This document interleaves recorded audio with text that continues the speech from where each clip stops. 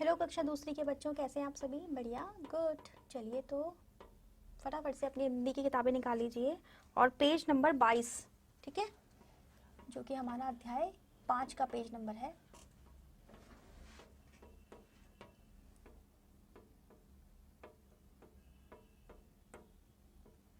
निकाल लिया सभी बच्चों ने पेज नंबर 22?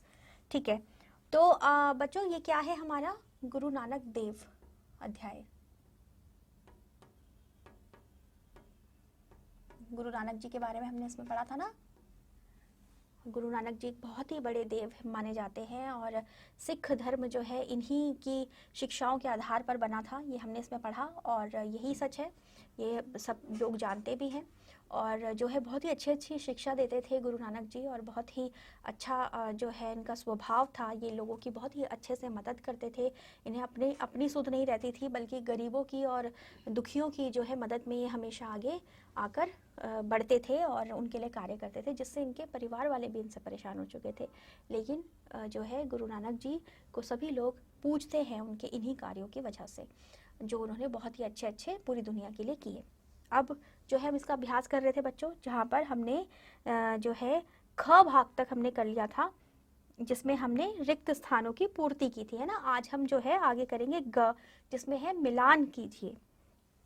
तो क्या है ये? हमारा ग भाग है आपका, ये मिलान करना है आपको। इसमें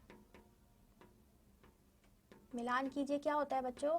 एक जगह जो है आपको कुछ वाक्य या शब्द दिए होते हैं और दूसरी जगह भी आपको कुछ वाक्य और शब्द दिए होते हैं, जिनमें से पहले वाले में से देख के हमें दूसरे वाले के साथ उसको मिलाना होता है, यानी कि कौन सा शब्द या वाक्य दूसरी जगह किसके साथ सही बैठेगा, किसके साथ उसका वो वाक्य पूरा होगा, तो वो हम उस तरीके से उसको मिलाते हैं। जैसे आपको सबसे पहले दिया हुआ है यहाँ पर जो है आ और बा आपको दिए हैं। तो पहला नंबर में आपको दिया है राम की चिड़िया, और दूसरी तरफ जो है आपको जो विकल्प दिए हुए हैं वो है दीन दुखियों की सेवा। राम की चिड़िया, दीन दुखियों की क्या नाम, दीन दुखियों की सेवा, आपस में कोई मतलब नहीं बन रहा ना। राम की चिड़िया मुसलमानों का धर्म स्थान, राम की चिड़िया मुसलमानों का धर्म स्थान कैसे बन सकता है ना? तो ये भी नहीं होगा। फिर है राम का खेत, राम की चिड़िया राम का खेत। अब देखिए, एक तो राम के नाम से जो है दोनों वाक्य आपस में मिल रहे हैं। दूसरा, हमने इस अध्याय में भी यही पढ़ा था, राम की गुरु नानक देव जी सोचते हैं कि राम की ही चिड़िया है, राम जी का ही खेत है, तो उनको भी जो है सब कुछ मिलना चाहिए, यानी कि सब राम जी के हैं, ये बोलते हैं वो। तो राम की चिड़िया राम का खेत, ये हमारा सही बैठेगा। तो यानी कि पहला वाला जो है ना बच्चों आपका, वो आप ग के साथ मिला लीजिए फटाफट से, ठीक है। पहला वाला राम की चिड़िया आपको दूसरी तरफ ब में किसके साथ मिलाना है? ग के साथ मिलाना है आपको, ग के साथ, ठीक है। तो आप रेखा खींचकर उसे मिला लीजिए। अब आपका देखिए आगे क्या है दूसरे नंबर पर। दूसरे नंबर पर आपको लिखा है ननकाना साहिब। अब ननकाना साहिब जो है वो क्या है बच्चों? वो यहाँ आपको लिखा है दीन दुखियों की सेवा, नहीं। ननकाना साहिब मुसलमानों का धर्म स्थान, नहीं। ननकाना साहिब राम का खेत, हो ही नहीं सकता क्योंकि पहले ही मिल गया। ननकाना साहिब ईश्वर एक है, नहीं, बिल्कुल कोई सब मतलब नहीं बन रहा। ननकाना साहिब पाकिस्तान में है, ननकाना साहिब एक जगह का नाम है, तो इसलिए हाँ वो पाकिस्तान में हो सकता है, तो पाकिस्तान में ही है। तो इसका जो सही बैठेगा वो क्या बैठेगा? ननकाना साहिब पाकिस्तान में है। तो दूसरा जो है आप उसको मिलाएंगे इसके साथ, ठीक है। जो आपका आखिरी वाला ब वाले हिस्से में, एक तरफ जो हम पढ़ रहे हैं उसके दूसरे वाले हिस्से में जो है आखिरी वाला जो आपका है, उसके साथ आप इसे मिला दीजिए दूसरे वाले को, ननकाना साहिब को। फिर है सच्चा सौदा, क्या है? सच्चा सौदा। सच्चा सौदा दीन दुखियों की सेवा, यानी कि क्यों है ये सही इसके साथ? ये सही एकदम, क्योंकि गुरु नानक देव जी का यही मानना था कि सच्चा सौदा का अर्थ है सच्चा कार्य जो है वो ये है कि दीन दुखियों की हमें सेवा करनी चाहिए। तो सच्चा सौदा यानी दीन दुखियों की सेवा। तो आपका जो तीसरा वाला है वो क के साथ आप मिलाएंगे। तो तीसरा वाला सबसे ऊपर क के साथ, यानी सबसे पहले वाले के साथ आप लाइन खींचकर मिला दीजिए। अब देखिए उसके बाद क्या है? मक्का। मक्का मुसलमानों का धर्म स्थान। मैंने आपको बताया था ना, पढ़ते समय भी बताया था कि, और हमने जो है इसमें पाठ में भी आया था कि मक्का जो है एक पवित्र स्थल है, पवित्र स्थान है। जैसे हिंदुओं का मंदिर होते हैं बड़े बड़े, और वैसे ही जो है इनके लिए, किसके लिए, मुसलमानों के लिए मक्का उनका पवित्र स्थान होता है, पवित्र स्थल होता है। तो जो है आप एक तरीके से मुसलमानों का मंदिर भी कह सकते हैं इसे। तो जो 4 नंबर का मक्का है वो किसके साथ आएगा, मुसलमानों का धर्म स्थान, जो कि आपका ख में है। ठीक है, तो 4 नंबर वाला यानी कि मक्का आप किसके साथ मिलाएंगे, ख के साथ। मिला दीजिए फटाफट से। अब है नानक की वाणी, ईश्वर एक है। ठीक है, नानक जी हमेशा यही कहते थे ना, नानक की वाणी यानी नानक की बोली, यानी नानक जी का बोलना। वो क्या बोलते थे कि ईश्वर एक है। वो हमेशा यही कहते थे सबसे कि ईश्वर अलग अलग नहीं है, बस उनके रूप अलग अलग है, लेकिन वो असल में एक ही है। तो नानक की वाणी, ईश्वर एक है, जो कि घ पर आपका आएगा। ठीक है, तो 5वें को घ के साथ जोड़ लीजिए। अभी मैं एक बार दोहरा रही हूँ, फटाफट से जिसने नहीं करा है वो फटाफट से मिलान कर लीजिए। एक का आपका मिलान होगा ग से, दूसरे का मिलान होगा आपका सबसे आखिर वाले वाक्य के साथ कि पाकिस्तान में है, यानी अंगो, और तीसरा जो है आपका वो होगा क के साथ मिलान, चौथे का आपका मिलान होगा ख के साथ, और 5वें का मिलान होगा घ के साथ। ठीक है बच्चों, चलिए अब देखिए ग के बाद आपका घ जो प्रश्न है उसमें आपको क्या दिया है, उसमें आपको दिया है दिए गए शब्दों का अपने वाक्य में प्रयोग कीजिए। वाक्य में प्रयोग क्या होता है बच्चों, सिर्फ एक शब्द है आपका, उस शब्द से आपको पूरी की पूरी एक बात बनानी है जिसका कोई अर्थ निकलता हो, जिसका कोई समझ आती हो वो बात। ऐसे नहीं कि आपने एक शब्द दिया है, उस शब्द को और भी शब्दों के साथ मिला दिया तो वो एक पंक्ति बन गई और आपका वाक्य हो गया। वाक्य जो होता है बच्चों वो क्या होता है, वाक्य मैंने पहले भी बताया होगा कि वाक्य जो होता है वो ऐसी बात होती है जिस बात का कोई मतलब निकल रहा हो, अर्थ निकल रहा हो, जो सुनने में लग रही हो कि हाँ ये कोई बात है। कुछ भी हम नहीं लिख देंगे। जैसे कि आपको उदाहरण के लिए दिया है जन्म, तो नानक का जन्म ननकाना साहिब में हुआ, ये एक वाक्य बन रहा है, एक बात बन रही है। तो इसी तरीके से हमें अन्य वाक्य भी बनाने हैं। अब क्या है, आपको सबसे पहले दिया हुआ है सिख धर्म। ठीक है, तो हम क्या कर रहे हैं, अभी वाक्य प्रयोग कर रहे हैं। सब बच्चे कहाँ कर रहे हैं, ये अपनी अपनी किताबों में ही कर रहे हैं ना, क्योंकि मैंने आपको कॉपी के लिए तो बोला नहीं था कि तो आप किताब में ही कर रहे हैं ना, तो किताब में ही आपको करना है। आपको खाली जगह दी है वहीं आप कर लीजिएगा बच्चों। ठीक है, तो सबसे पहला आपका है वाक्य प्रयोग में सिख धर्म, सिख धर्म। ठीक है, तो इसका आप क्या बनाएंगे वाक्य, आप लिखिए नानक जी के विचार, नानक जी के विचार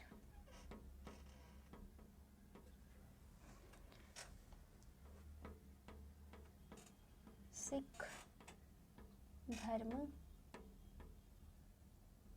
का आधार बने।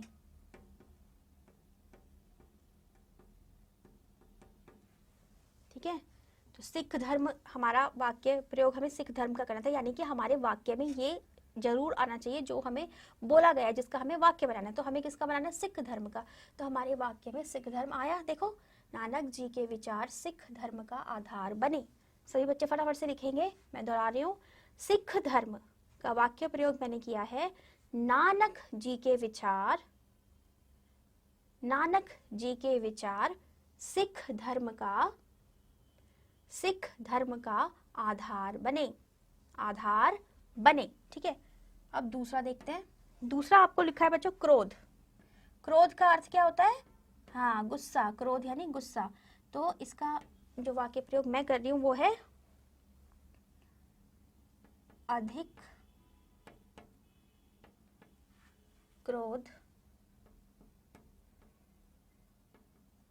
हानिकारक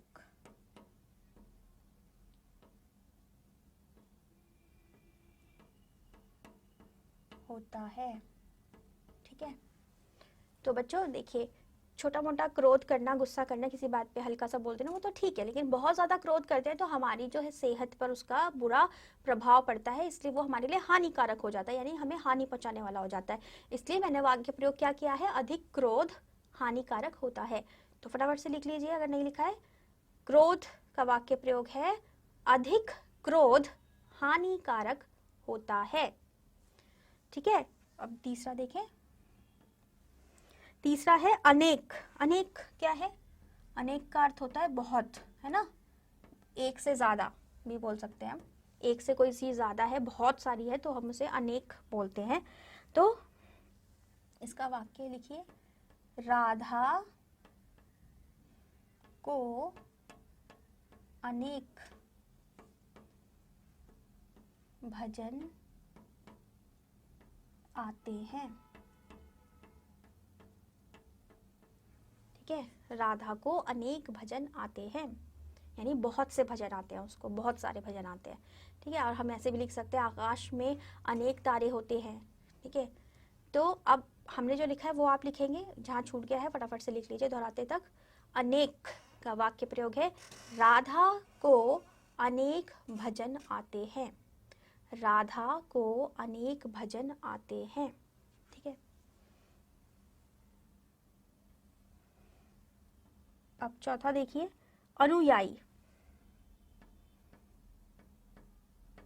अनुयायी, अनुयायी यानी क्या होता है? मैंने आपको बताया था ना बच्चों, समर्थन करते हैं ना, करता है जो किसी चीज का, उसको अनुयायी बोलते हैं। समर्थन करना यानी किसी बात को से सहमत होना, उस बात को हाँ कहना, मानना। तो क्या लिखेंगे इसका हम? हमें अच्छे काम का अनुयायी बनना चाहिए, यानी हमें अच्छे काम का समर्थन करना चाहिए। ठीक है, तो लिख लीजिए फटाफट से अनुयायी का वाक्य प्रयोग, हमें अच्छे काम का अनुयायी बनना चाहिए। हमें अच्छे काम का अनुयायी बनना चाहिए। ठीक है, ये हो गया अब आपका घ भाग। अब देखिए बच्चों, घ भाग के बाद आपका भाषा कौशल शुरू हो रहा है, तो हम भाषा कौशल करेंगे अब।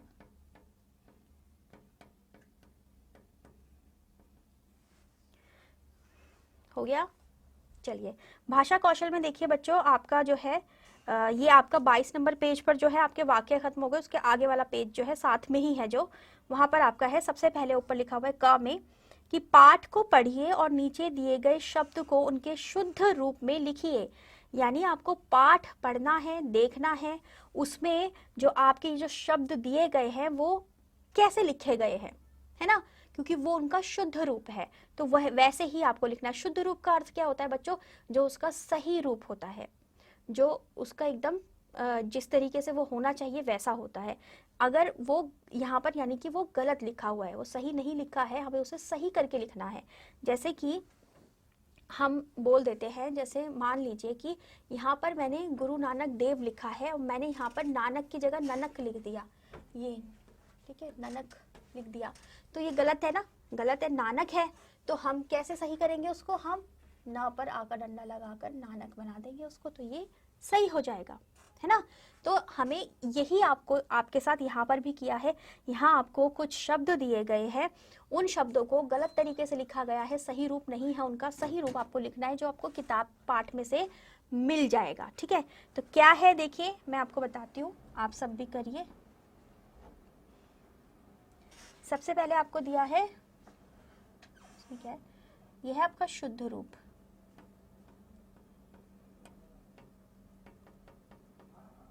शुद्ध रूप में लिखो। ठीक है, पहला क्या दिया है आपको, देखिए आप किताब में ही करेंगे इसको भी बच्चों। इस तरीके से लिखा हुआ है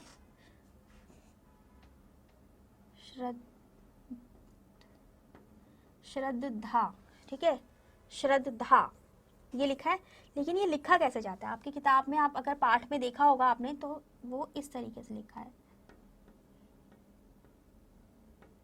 ठीक है, यानी आपको जो इसका सही रूप नहीं है, वहां पर आपको द के नीचे ये जो मात्रा है ये नहीं लगी हुई है, ये लगानी है। ठीक है, जो खाली जगह दी हुई है इसके सामने, वहां पर आप ये इसका सही रूप इस तरीके से लिखेंगे। लिख लिया सभी बच्चों ने? चलिए अब दूसरा देखते हैं। श्रद्धा के बिल्कुल साथ में दूसरा नंबर जो है, वहां पर आपका क्या लिखा हुआ है देखिए,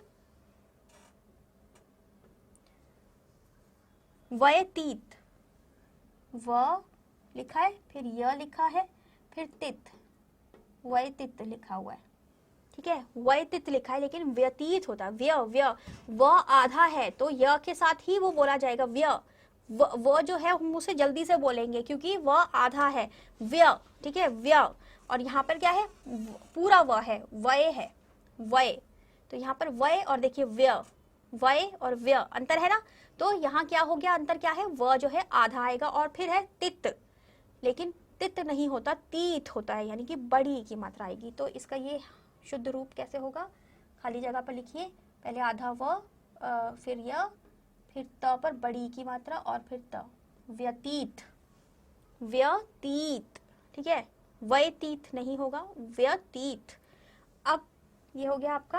अब तीसरा देखते हैं, तीसरे में क्या है बच्चों, देखिए तीसरे में आपको लिखा हुआ है गिरहस्ती, गिरहस्ती। तो ये गिरहस्ती नहीं होता, गृहस्थी होता है, ठीक है, गृहस्थी। तो पहले लिखा कैसे हुआ है वो देखते हैं। ये लिखा है और ये सब आपके जो है खाली जगह पर, जहाँ पर जगह है वहां आएंगे, ठीक है ना। ऐसे लिखा है आपको, देखो गिरहस्थी, ये लिखा है ना, देखिए सब बच्चे इस तरीके से लिखा है, लेकिन ऐसे नहीं होता, गृहस्थी होता है, गृहस्थी। तो री की मात्रा आ रही है ग पर, जो कि इस तरीके से लगती है। तो ये हो गया गृह, ठीक है। अब हमें र की जरूरत नहीं है क्योंकि हमारा र इसी में आ गया, गृहस्थी, ठीक है, गृहस्थी, हस्ती हमारा फिर आ जाएगा, गृहस्थी। तो ये इसका सही रूप है, गृहस्थी। अब चौथा देखते हैं बच्चों, चौथे में आपको लिखा हुआ है मुसलमन, ठीक है। चौथा देखिए, मु है, फिर स है, फिर ल है, और फिर म है, और फिर न है, मुसलमन, मुसलमन लिखा हुआ है, लेकिन होता क्या है, होता है मुसलमान, मूस नहीं होता, मु। तो यानी कि पहला तो पहले ही हमारा जो है मात्रा गलत है, यहाँ पर छोटी ऊ की मात्रा आएगी, मुसल, फिर है मुसलमान, मुसलमान है, मन नहीं है, मान है, तो माँ पर आ की मात्रा आ जाएगी, मुसलमान। तो ये हमारा सही हो जाएगा, ठीक है। सभी बच्चे कर लेंगे साथ में, ठीक है। पांचवा देखते हैं, पांचवे में लिखा है अनुयायी, अनुयायी, ये लिखा गया है अनुयायी के लिए, अनुयायी नहीं होता, अनुयायी, अनुयायी होता है। तो हम इसको सही रूप में कैसे लिखेंगे, अनु पहले तो न पर ऊ की मात्रा आ जाएगी, फिर है याई, तो यानी कि लास्ट में आपका ई नहीं आ रहा, य पे ई की मात्रा आ रही है, अनुयायी, ये आपका सही होगा, ठीक है ना। छठा देखते हैं, छठे में है शिक्षा, आपको लिखा हुआ है शी, फिर आधा क और फिर श, शिक्षा, लेकिन शिक्षा नहीं होता, शिक्षा होता है, शिक्षा। यानी हमारे पास जो है शिक्षा, ये वाला अक्षर आएगा हमारा सही, शिक्षा, ठीक है। चलिए अब मैं आपको दोबारा से दोहरा रही हूँ, जिसका नहीं हुआ है फटाफट से कर लीजिए। पहले आपको श्रद्धा दिया हुआ है, लेकिन श्रद्धा होता है, तो द पर आपकी जो है ये वाली मात्रा आ जाएगी। फिर है आपको दिया हुआ है व्यतीत, लेकिन व्यतीत होता है, ठीक है, व्यतीत दिया हुआ है, व्यतीत होता है। फिर आपको तीसरे में गिरहस्ती दिया हुआ है, लेकिन गृहस्थी होता है, ठीक है, गिरहस्ती नहीं होता, गृहस्थी होता है। फिर है मुसलमन, मुसलमन, लेकिन होता क्या है, मुसलमान, ठीक है, मुसलमान। फिर है अनुयायी, अनुयायी गलत है, अनुयायी नहीं होता है, अनुयायी होता है, अनुयायी। फिर है शिक्षा, शिक्षा, लेकिन शिक्षा होता है, शिक्षा, ठीक है, तो वहाँ क्ष जो है हमारा अक्षर आएगा। ये हो गया आपका सभी का। चलिए अब देखते हैं ख में आपको क्या दिया है। जो ख में आपको दिया है बच्चों, उससे पहले ऊपर देखिए आपको दिया हुआ है कि एक जो है यहाँ पर आपको कुछ वाक्य दिए हुए हैं, जिसमें लिखा है सौरभ दिन में 9 बजे खाना खाता है और रात में 8 बजे। सौरभ दिन में 9 बजे खाना खाता है और रात में 8 बजे। अब क्या बताया जा रहा है कि वो एक तो दिन में खाता है और एक तो रात में खाता है। अब जो दिन है और रात है वो क्या है, पहर है, लेकिन आगे क्या लिखा है वो देखते हैं। इस वाक्य में प्रयोग किए गए शब्द, जो ये वाक्य आपको दिया है सौरभ का, उसमें आपको जो शब्द दिया है दिन और रात, ये दोनों एक दूसरे के विपरीत है, यानी कि एक दूसरे के उल्टे हैं। रात का उल्टा क्या होता है? दिन। दिन का उल्टा क्या होता है? रात। तो ये एक दूसरे के उल्टे हैं। और रात का हमने सुबह क्यों नहीं बोला? ठीक है, हम क्यों नहीं बोला वो देखिए आप बच्चों, दिन में पूरा वो टाइम आ जाता है जो उजाले का टाइम होता है, यानी जिस समय रोशनी होती है। तो रात में क्या होता है? अंधेरा होता है। तो अंधेरे का उल्टा क्या होगा? रोशनी होगा ना। तो दिन भर हमारी रोशनी होती है, इसलिए हम जो है रात के साथ दिन का इस्तेमाल करते हैं। ठीक है, और जो है रात जितनी भी लंबी हो, चाहे जितने भी घंटे की हो, पूरी की पूरी अंधेरे वाली होती है, इसलिए हमने उसको दिन का उल्टा कहा है। ठीक है, अब जो है आपको आगे लिखा है कि ऐसे शब्दों को विलोम शब्द कहते हैं। यानी किनको कहते हैं विलोम शब्द? जो एक दूसरे के विपरीत होते हैं, एक दूसरे के उल्टे होते हैं। तो अब आपको इसी के हिसाब से आपको एक प्रश्न दिया गया है, ख भाग। ख भाग में आपको लिखा है खाली स्थान में विलोम लिखिए। यानी आपको जो शब्द दिए हैं उसका उल्टा आपको, विपरीत आपको लिखना है। तो फटाफट से कर लेते हैं। ख भाग जो है हमारा, आपको सबसे पहले दिया है रात। तो ये तो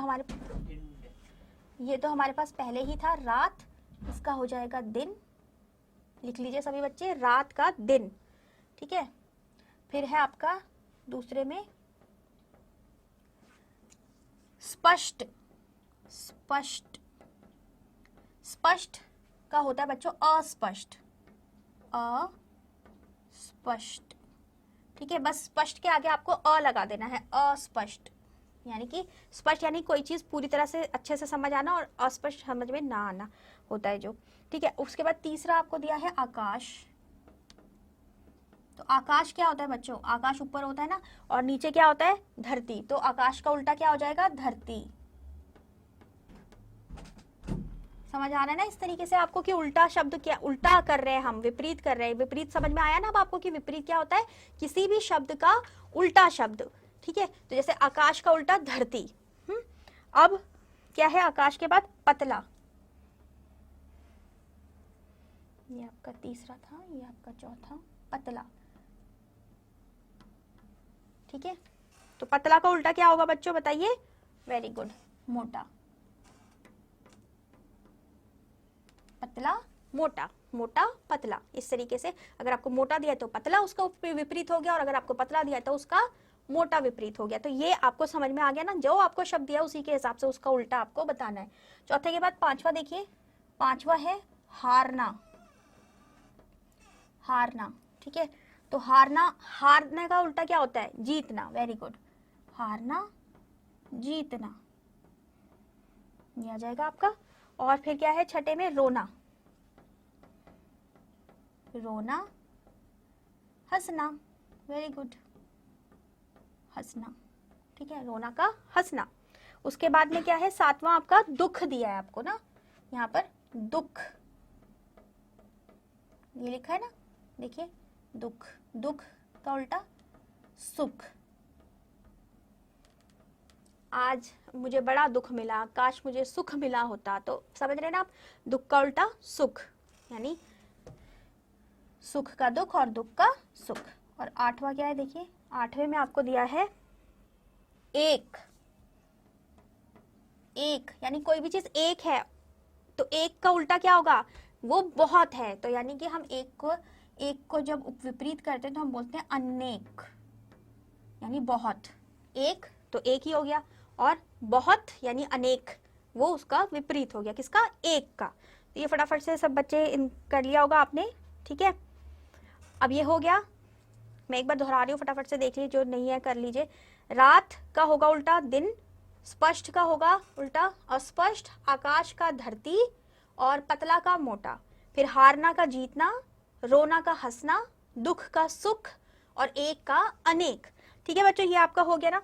चलिए अब जो है आपने, आपका एक प्रश्न रह गया है, ग विलोम शब्द की परिभाषा लिखिए। ये जो है बच्चों, ये आप ना खुद करना। ठीक है, गृह कार्य है ये आपका।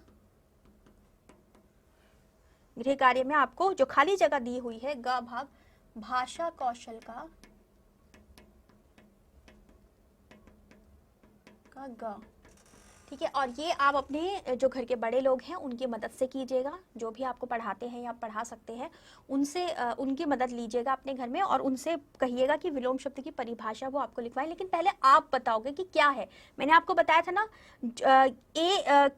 एक दूसरे के विपरीत शब्द को हम क्या कहते हैं, विलोम शब्द कहते हैं। जहां पर, या हम ऐसे भी लिख सकते हैं, एक दूसरे के विपरीत शब्द जिससे हमें उनके उल्टा होने का अर्थ समझ में आए, तो उसे क्या कहते हैं, उसे विलोम शब्द कहते हैं। इस तरीके से आप लिख सकते हो।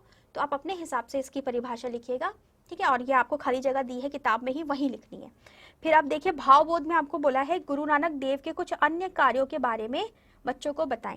तो गुरु नानक देव का तो मैंने आपको बच्चों जब हमने पढ़ा था तभी बता दिया था कि वो बहुत ही महान इंसान थे, और उनको देवता का दर्जा दे दिया गया था क्योंकि वो लोगों के लिए बहुत अच्छे अच्छे कार्य करते थे, दीन दुखियों की मदद करते थे। और जो है उनकी वजह, उनको देखकर बड़े ही अचंभित चीज़ें भी नज़र आती थी, जैसे मक्का उनके जहाँ पैर जा रहे थे वहीं दिख रहा था।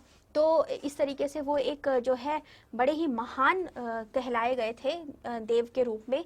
और जो है वो दुखियों की मदद करते थे, लोगों को अच्छे अच्छे उपदेश देते थे और लोगों की मदद करते थे। साथ ही जो है लोगों को ईश्वर के एक होने की प्रेरणा देते थे, ईश्वर के एक होने की बताते थे, और समाज में जो कुरीतियाँ यानी खराब चीज़ें थी उनको दूर करने की कोशिश करते थे, यानी वो सबको अच्छी चीज़ों की शिक्षा देते थे। ये कुल मिलाकर बात है गुरु नानक देव जी के बारे में, और दूसरों की मदद करना ये वो करते थे, ठीक है। तो चलिए बच्चों, आज जो है हमारा अध्याय 5 यहीं पर समाप्त होता है।